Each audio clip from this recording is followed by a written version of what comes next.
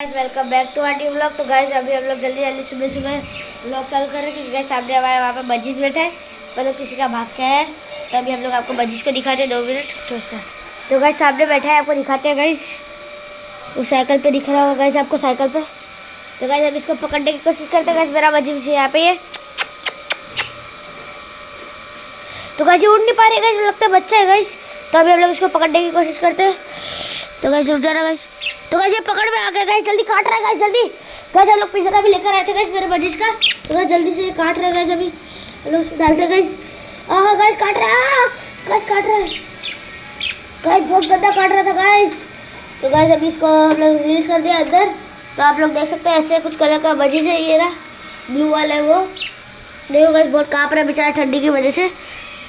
तो आप लोग देख सकते हो गाइस कितनी मेहनत से पकड़ा है गाइस, पूरा काट लिया है। यहाँ पे ब्लड भी निकल रहा है गाइस। तो गाइस इस वीडियो के लिए आप लोग लाइक शेयर सब्सक्राइब भी कर देना प्लीज़। तो हम लोग अभी ये बजिश को है ना अंदर छोड़ के आते हैं क्योंकि ये ठंडी से काँप रहा है गाइस, देख लो बेचारा ठंडी से काँप रहा है। तो अभी हम लोग इसको अंदर छोड़ के आते हैं। और आप लोग चैनल को लाइक सब्सक्राइब शेयर कर देना और कमेंट में आई लाइक बजीज भी लिख देना अगर आपको बजीज अच्छे लगते हैं।